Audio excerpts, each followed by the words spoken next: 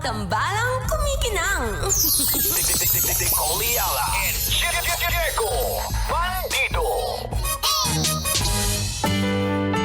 Ang kwento. Mula sa mahiwagang burnay. Mula sa mahiwagang burnay.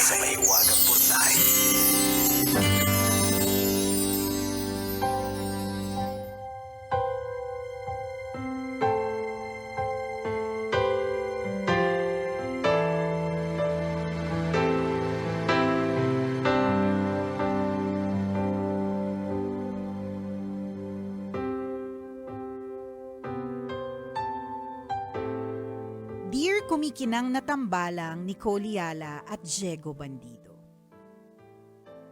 Itago niyo na lang po ako sa pangalang Lucrecia. Matagal ko nang gustong sumulat sa inyo pero inabot ng 3 taon bago ko nagawa. Sana po ay kapulutan ng aral na mga kapwa ko tambalanista ang kwento ko. 18 taon akong OFW sa Middle East. Matagumpay ako sa aking career at sumasahod ako ng 6 digits. Kasama ko pa ang asawa ko at doon ko ipinanganak ang 2 naming anak. Aminin kong naging mapagmataas, masungit at masakit akong magsalita at pakiramdam ko lagi akong tama. Naging madalas ang pag-aaway naming mag-asawa at nauwi ito sa hiwalayan. Kaya inuwi namin ang mga anak namin sa Pilipinas noong 2018 at mag-isa kong bumalik sa abroad. Nagpadala naman ako o nagpapadala ako ng sustento sa mga bata pero nagbuhay dalaga ako. Sumali ako sa isang exclusive lifestyle community ng mga high-end expat. Doon ako ang life of the party. 4 na beses isang linggo nasa bar ako at umuwi ng lasing.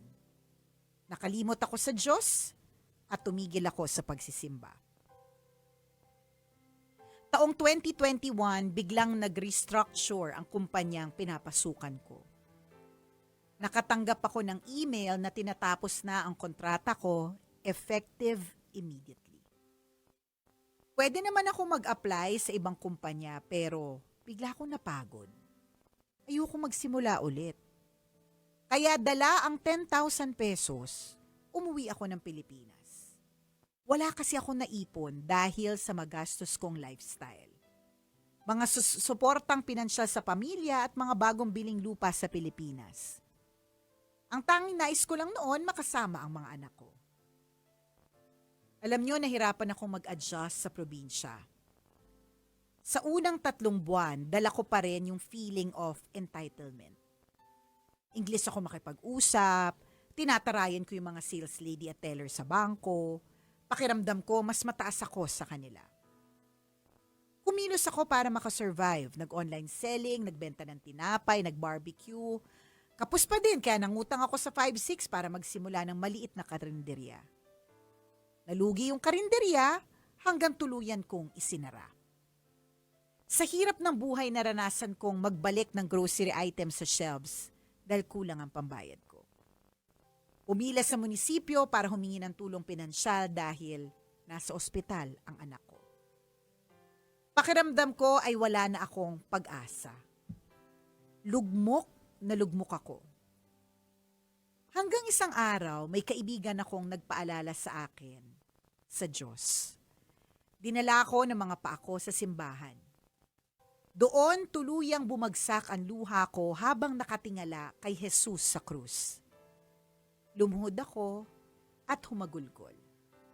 Ibinuhos ko ang lahat ng pasanin ko sa kanyang harapan at taimtim na humingi ng tawad. Hindi naglaon may mga nagpapaabot na ng tulong pinansyal mula sa ibang bansa. Ginamit ko ito para bumili ng laptop at maghanap ng trabaho online. Ngayon ay isa na akong virtual assistant sa 2 international companies.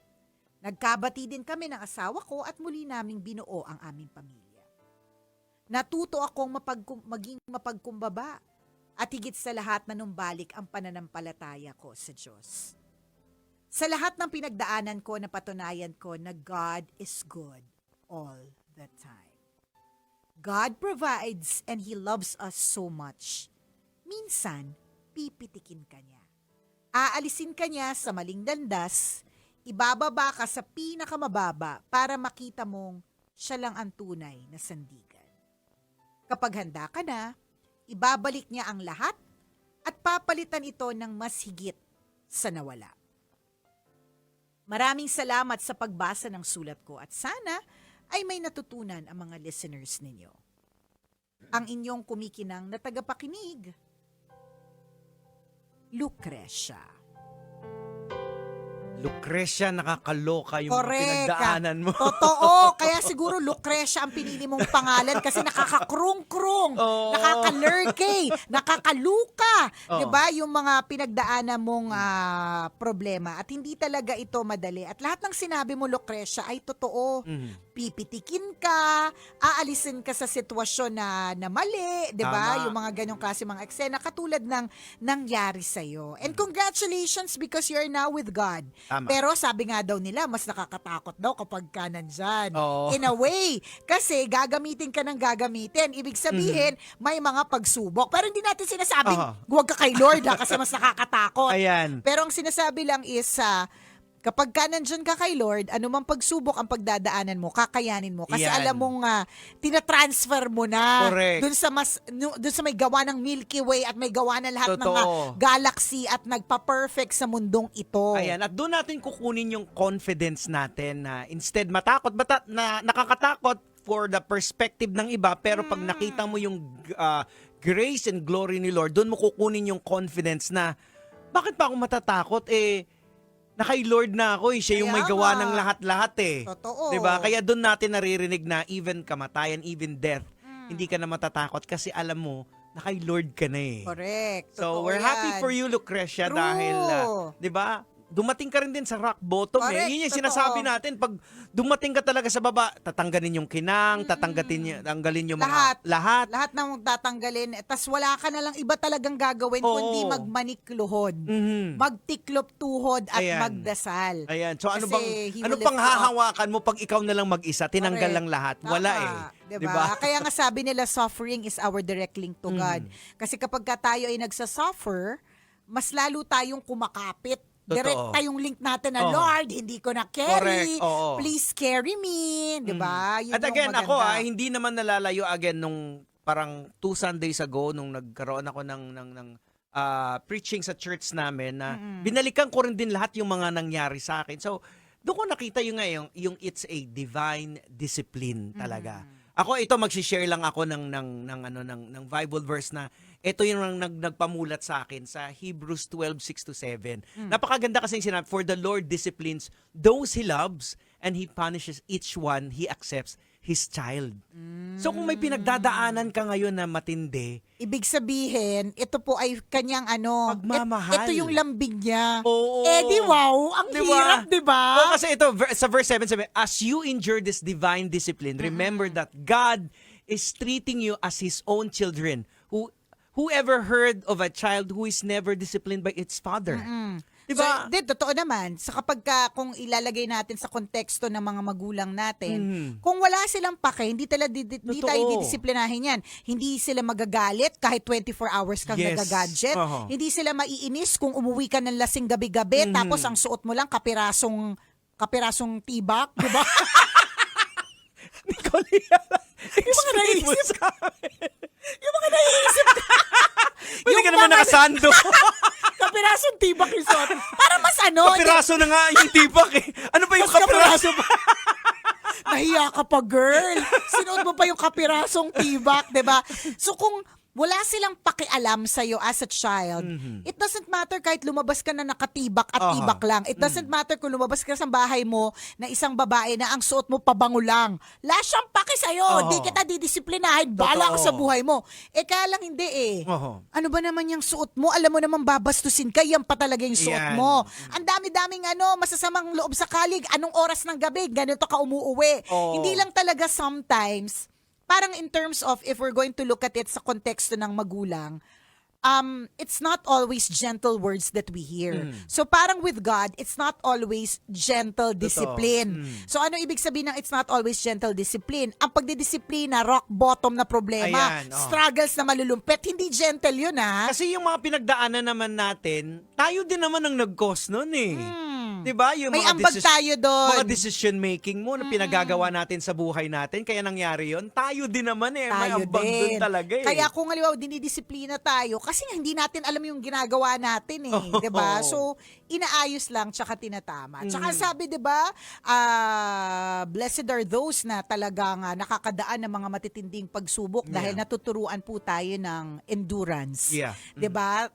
Kaya napakasimple. Kung halimbawa ikaw ay first-time parent, tapos nagkaroon ng sakit yung anak mo, tarantang-taranta ka eh. Oo naman, pagdating ng pang-apat na anak, natataranta ka pero sakto lang. Oo. Kasi na-endure mo na lahat ng mga Yan, napagdaanan mo na. napagdaanan ko na to, so alam ko na yung gagawin Alam mo ko. na yung diskarte, alam mo Correct. mga basic na galawan. Yes, ganon. So ganon din ang itinuturo sa atin, 'di ba? Ng mga problema at pagsubok. Dapat hindi ka na natatakot kapag ka may problema ka kasi 'di ba dinaanan mo na 'to dati Oo. at hindi ka naman pinabayaan eh. O, kaya totoo naman yung salita ni Lord na ang mga matataas ibababa, yung mga nasa baba itataas eh. So ikaw masyadong humble ka nung sa panahonan mo na talagang happy-go-lucky. Ayan, May- mapagmataas. Kung mapagmataas ka, 'di ba? Dahil 6 digits kinikita, correct. nag-aaway sa asawa. Lasing every night. Inuwi yung anak tapos nagbuhay dalaga. Ayan, 'di ba? So, pinadapa ka rin din at nung nadapa ka, mabuti nakita mo si Lord doon. Kasi may mga iba yung pinadapa, hindi na nakabangon. Correct. Oo. 'Di ba? Nakabawi. Pero ikaw nakita mo pa si Lord sa Oo. gitna ng lahat, 'di ba? Kaya napakaganda. Napakaganda. Alam mo dapat lagay natin 'to sa podcast. Yung Ay, mga oo. ganitong klase mga episode, Ayan. podcast natin. Worth yan. it talaga na Sobrang pag-usapan. worth it na pag-usapan. So to you, thank you so much for sharing your story with us. Totoo naman na ang buhay ay katulad ng pangalan mo, Oh, nakakalukresya. Lucretia. 'Di ba? Nakakabaliw. Dumaan ka sa isang matinding pagsubok, hindi ka pa nga masyado nakakabangon, sasampalin ka ulit ng pagsubok, avalanche. Combo siya eh. Combo talaga eh, double hit, 'di ba? Ganyan talaga eh. Parang feeling mo katabi mo lang si Lord kasi ikaw yung laging pinipitik. Yung totoo, Lord, ako lang bang anak mo?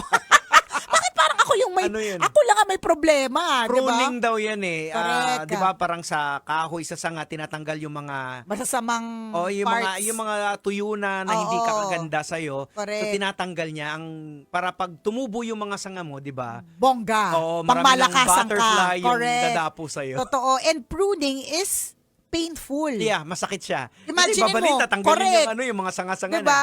Imagine mo yung nakakaramdam ka ng matinding pain kasi sinasaktan ka. Oo. Literally, kunyari pruning, tinatanggal yung mga sanga mo, di ba? Masakit. Eh wala naman pong struggle na masaya. Oo. Lahat po ng struggles talagang may kaakibat na pag-iyak. Pero wag mag-alala, dadaloy din ang ginhawa. Tama. Magiging maayos din ang lahat by God's grace. Ayan. We're happy for you, Lucretia. Lucretia, Ayan. sana isang araw, palitan mo na yung pangalan mo. Huwag mo nang Oo. gamitin. Baka Lucretia ka dun sa mga pagsubok. Dapat Gracia Ayan. na. Yan, pwede. From Lucretia to Gracia. Ayan. Pa-share naman. Di ba? Ng Gracia mo. Correct. Beka naman, ayos na. Virtual assistant, 2 international company. Oo. Pag-Gracia ka naman dyan. Oo. Di ba? Dollar ang kinikita. Ipa-podcast pa. Oh, yun, oh. Di ba? Salamat, Lucretia, for sharing your story with Yan. us. Salamat. Okay, hanggang dito na lang po ang tambalang kumikinang. Muli, ako po ang kumikinang na ulo, Diego Bandido. At ako ang kumikinang ina mo, Nicole Liala. Kailangan pa bang i-memorize yan? Basic!